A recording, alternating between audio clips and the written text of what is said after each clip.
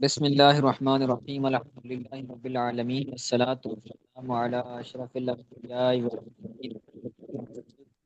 ہمارا تفسیر جلالین کا سلسلہ جاری و ساری ہے۔ ہم تفسیر جلالین کی روشنی میں سورہ بقرہ پڑھ رہے تھے۔ بقرہ کے اندر جو سورہ بقرہ کے اندر جو گائے کا قصہ ہے وہ ہم نے گزشتہ درس کے اندر شروع کیا تھا، تو وہ سوال کرتے آ رہے تھے۔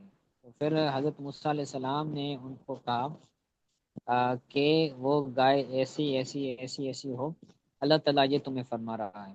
تو انہوں نے آخر میں سوال کیا کہ ہمارے لیے وہ گائے کیسی ہو، یعنی کام کرنے کے اعتبار سے، کہ کیا وہ کام کرنے والی ہو یا جو سائمہ جانور ہوتے ہیں اس طرح کی ہو۔ سائمہ کی وضاحت میں نے کر دی تھی۔ تو اب ان کے اس سوال پر حضرت موسیٰ علیہ السلام نے کیا فرمایا؟ تو کہتے ہیں قال انہو یقول انہا بقرۃ لا ذلول، کہ حضرت موسیٰ علیہ السلام نے فرمایا کہ بے شک وہ اللہ کہتا ہے، اللہ تعالیٰ فرماتا ہے کہ وہ گائے خدمت لی ہوئی نہ ہو، وہ گائے ایسی ہو کہ جس سے خدمت نہ لی گئی ہو۔ ذلول کا مطلب ہوتا ہے خدمت لینا۔ آ، کہتے ہیں غیر مزلزلۃ بالعمل، یعنی عمل کے ذریعے، کام کاج کے ذریعے اس سے خدمت نہ لی گئی ہو، جسے یہ اس سے زمین وغیرہ کا کام کاج کرواتے ہیں جانوروں سے۔ تو اس کا آگے بیان آ رہا ہے کہ تثیر الارض ولا تسقي الحرث، کہ وہ گائے خدمت لی ہوئی نہ ہو کہ اس نے زمین کو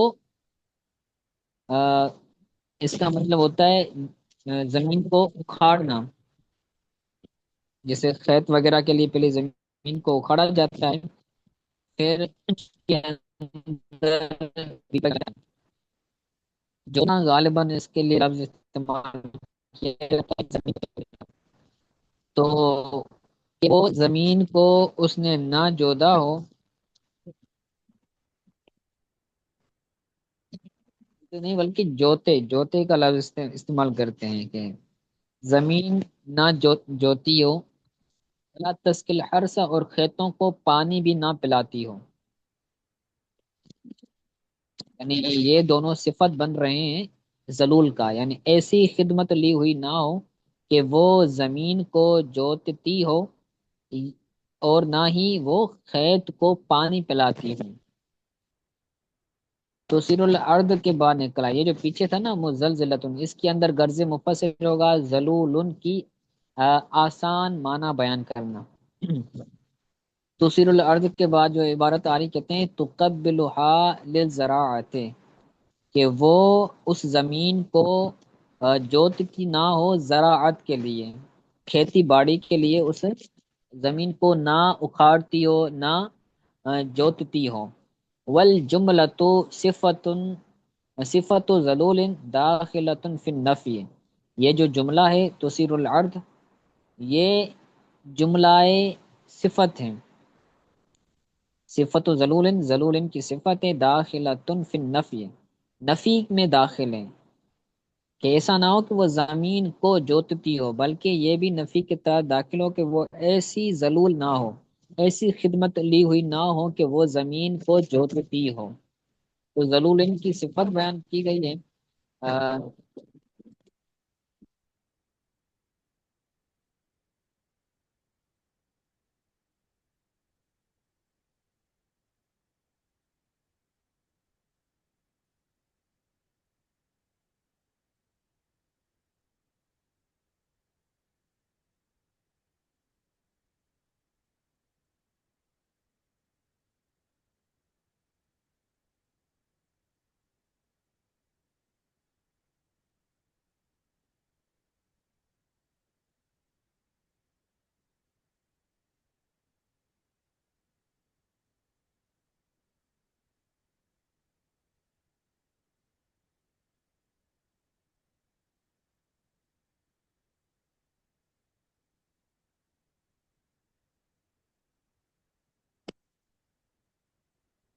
وہ زمین جو مہیا ہوتی ہے زراعت کے لیے، کھیتی باڑی کے لیے، تو غرض مفصل ہوگا حرث کی مراد بیان کرنا۔ مسلمۃ لا شیۃ، لا شیۃ فیہا، ہر عیب سے سلامت ہو، بے عیب ہو، مسلمتن کا مطلب ہے سلامت، تو سلامت شدہ ہو عیبوں سے، اور اس میں کوئی داغ نہ ہو، شیعت کا مطلب ہے داغ، مسلمتن بے عیب ہو، لا شیعت فیہا اس میں کوئی داغ نہ ہو، یہ لائے نفی جنس ہے۔ مسلمتن کے بعد نکلا من العیوب و آثار العمل، عیبوں سے بھی سلامت ہو، بے عیب ہو، اور عمل کے آثار سے بھی سلامت ہو، یعنی کام کاج کوئی بندہ کرتا ہے تو اس کے اندر کام کاج کے آثار نظر آ رہے ہوتے ہیں کہ یہ بندہ فلاں فلاں کام کر کے آیا ہے، تو اس جانور کے اندر، اس گائے میں عمل کے آثار بھی نہ ہو۔ غرض مفسر اس کے اندر ہوگا مسلمتن کی وضاحت کرنا، کہ وہ سلامت ہو، کس چیز سے سلامت ہو اس کی وضاحت کر دی ہے۔ لاشیتا یعنی لا لون، لون کا مطلب ہوتا ہے یہاں پر رنگ، ویسے تو ہوتا ہے اس کا مطلب، لیکن یہاں پر داغ مراد ہوگا، داغ دھپا۔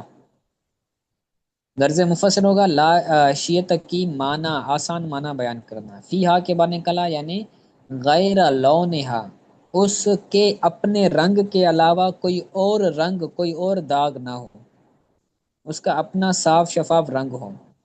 غرض مفسر ہوگا معنی کو واضح کرنا۔ آگے کہتے ہیں قال الآن جئت بالحق، جب حضرت موسیٰ علیہ السلام نے ان کو یہ صفات گائے کی بیان کی کہ وہ خدمت لی ہوئی نہ ہو، بے عیب ہو، اس میں کوئی داغ نہ ہو، تو ان بنی اسرائیل نے کیا کہا؟ انہوں نے کہا قال الآن جئت بالحق، کہ انہوں نے کہا بے شک آپ اب حق لائے ہیں، جئت بالحق، یہ با جو ہے یہ لے آنے کی معنی میں آتا ہے، ویسے جا یجیو کا مطلب ہوتا ہے آنا، تو جب یہ با کے صلے کے ذریعے آئے یہ فعل، تو اس کا مطلب ہوتا ہے لے آنا۔ ان کا اب آپ حق بات لے آئے ہیں،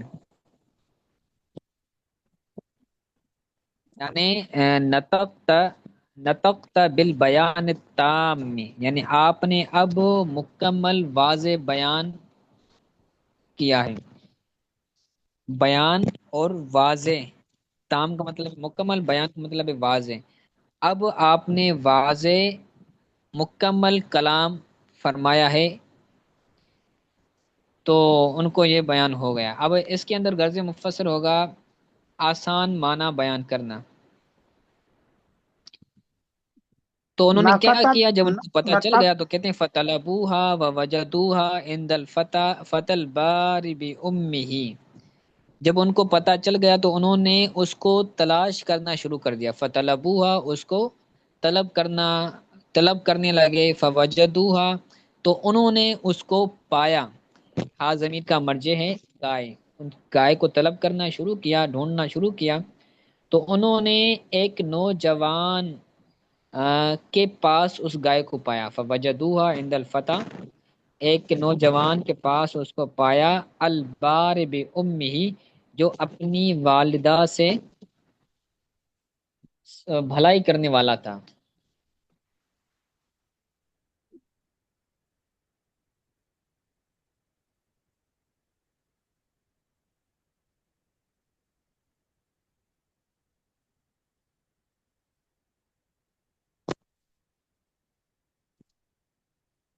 فاشتروها بملء مسکها ذهبا، تو انہوں نے اس کو خریدا، ہا ضمیر کا مرجع گائے ہے، انہوں نے اس گائے کو خریدا، مسک کا مطلب جسم بھی لے سکتے ہیں، چمڑا بھی لے سکتے ہیں، یعنی اس گائے کے جسم کے برابر سونا دے کر انہوں نے اس گائے کو خریدا، کہ جتنا وزن اس گائے کا تھا اتنا وزن سونا دے دیا انہوں نے اس نوجوان کو. یا پھر اس سے مراد چمڑا لے لیں کہ اس گائے جتنا چمڑا جو تھا اس چمڑے کو بھر کر سونا دے دیا اور اس سونے کے عوض انہوں نے گائے کو لے لیا. اس یہ با ہے، یہ با عوضیہ ہے. بھرے ہوئے چمڑے، اس گائے کے بھرے ہوئے چمڑے، سونے سے بھرے ہوئے چمڑے کے عوض انہوں نے گائے کو خریدا. غرض مفسر ہوگا مفہوم واضح کرنا. تو انہوں نے کیا کیا، جب ان کو گائے مل گئی تو انہوں نے فَذَبَحُوهَا وَمَا كَانُوا يَفْعَلُونَ، تو انہوں نے اس گائے کو ذبح کیا اور وہ ایسا کرنے والے نہیں تھے. وَمَا كَانُوا يَفْعَلُونَ، وہ ایسا کرنے کے قریب نہیں تھے. اتنے سوالات کر رہے تھے، اتنے پوچھ رہے تھے، تو لگ نہیں رہا تھا کہ وہ ایسا کام کریں گے، وہ اس کو ڈھونڈ پائیں گے. لِغِلَاءِ ثَمَنِهَا، اس گائے کے اس گائے کا سمن زیادہ ہونے کی وجہ سے. گلا کا مطلب ہوتا ہے یہ کتب فقہ کے اندر آتا ہے سمن کا زیادہ ہونا. ایک چیز جس کی قیمت زیادہ ہو، سمن زیادہ سمن والی ہے. لِغِلَاءِ ثَمَنِهَا، اس کے سمن کے زیادہ ہونے کی وجہ سے.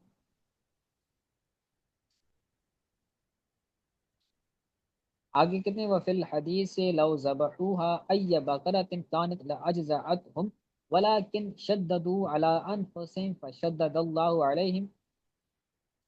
حدیث پاک میں آتا ہے کہ اگر وہ کوئی سی بھی بکرا، کوئی سی بھی گائے ذبح کرتے تو وہ ان کے لیے کفایت کر جاتی. کانت لاجزعتهم، تو وہ ان کے لیے کفایت کر جاتی. انہوں نے اپنی جان پر خود شدت کی، خود سختی کی، تو اللہ تبارک و تعالیٰ نے بھی ان پر سختی فرمائی.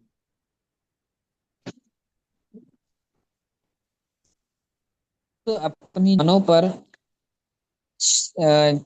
سختی اختیار کی تو اللہ تبارک و تعالیٰ نے بھی ان پر سختی فرمائی. تو آگے کہتے ہیں وَإِذْ قَتَلْتُمْ نَفْسًا فَادَّارَأْتُمْ، اور جب تم نے جان کو قتل کیا، ایک جان کو قتل کیا، فَادَّارَأْتُمْ، تو تم آپس میں ایک دوسرے پر الزام لگانے لگ گئے. فَادَّارَأْتُمْ، تو تم نے آپس میں ایک دوسرے پر الزام لگایا کہ تم نے اس کو مارا ہے، تم نے اس کو مارا ہے. فیہ ادغام التاء فی الاصل فی الدال، اصل میں فیہ ادغام التاء فی الاصل فی الدال، اس میں تا کا دال میں ادغام ہے. در حقیقت اس میں فی الاصل کا مطلب ہے در حقیقت.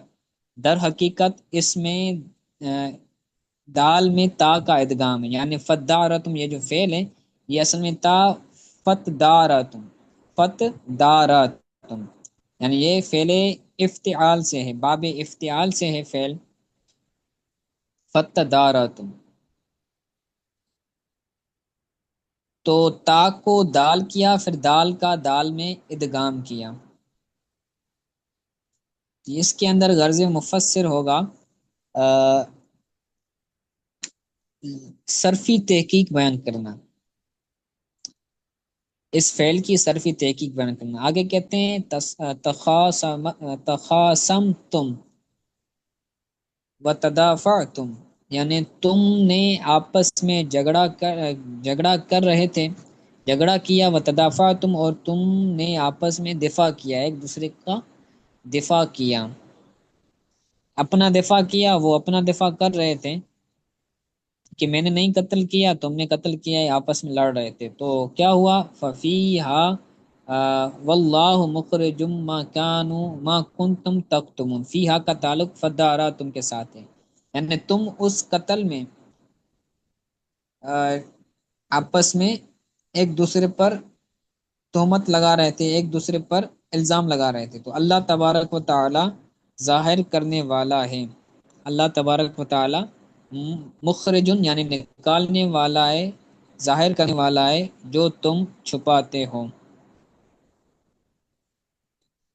مخرجن کے بعد مظہرن نکالا تو غرض مفسر ہوگا مخرجن کی آسان معنی بیان کرنا، یہ مخرجن مظہرن اس میں فاعل کا صیغہ ہے، جو تم چھپاتے ہو، یعنی من امرہا، یعنی اس جان کو قتل کرنے کے معاملے میں سے جو تم چھپاتے ہو، اللہ تعالیٰ اس کو ظاہر کرنے والا ہے۔ وہذا اعتراض، یہ جملہ معترضہ ہے۔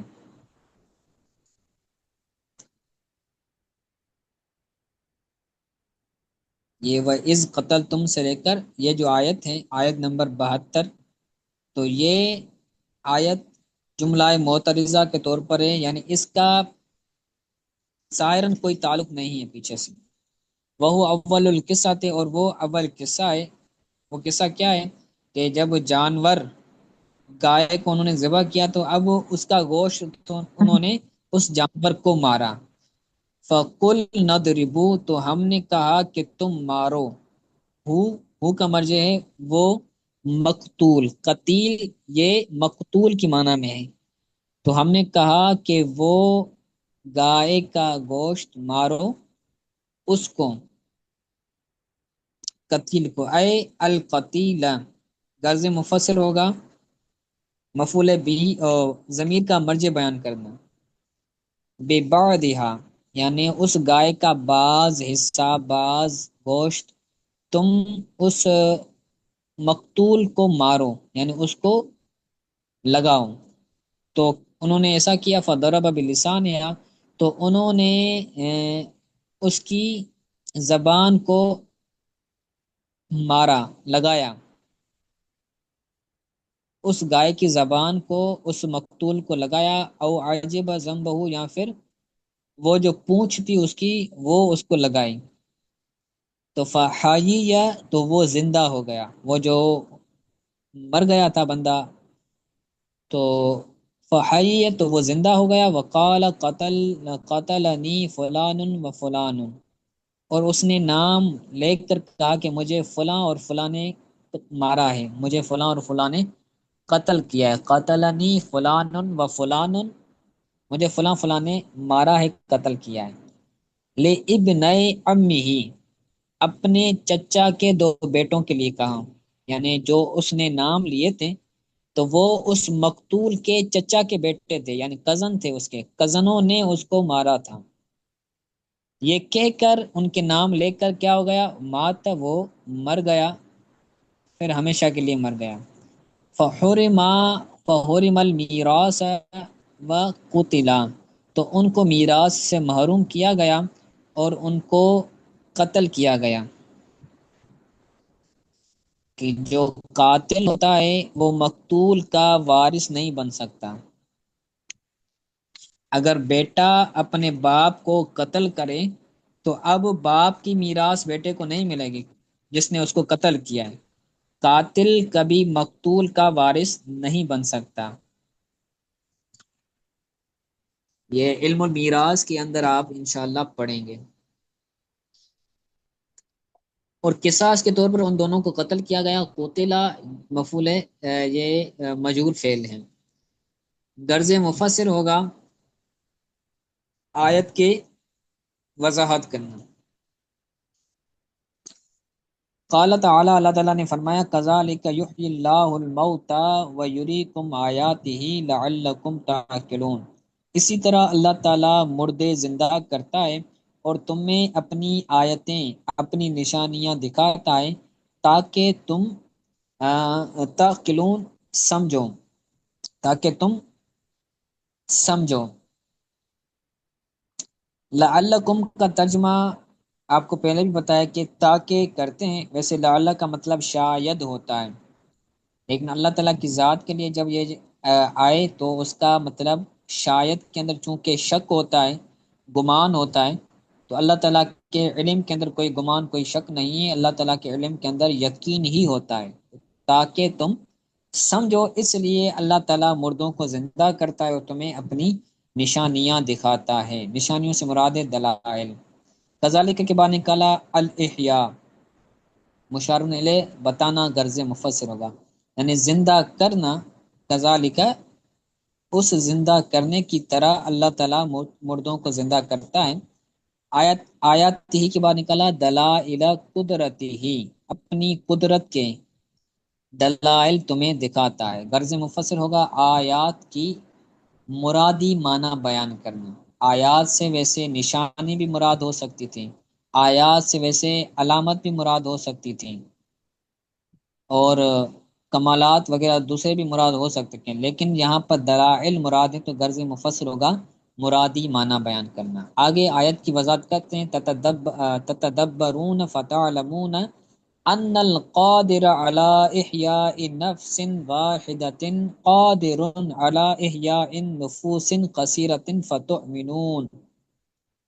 تتدبرون فتعلمون، تو تم غور و فکر کرو گے، تم غور و فکر کرو گے تو جان لو گے کہ جو ایک جان کو زندہ کرنے پر قادر ہے، ان القادر، جو قادر ہے ایک جان کو زندہ کرنے پر، تو قادر علی احیاء نفوس کثیرۃ، تو وہ کثیر جانوں کو زندہ کرنے پر بھی قادر ہوگا، تو تم ایمان لے آؤ۔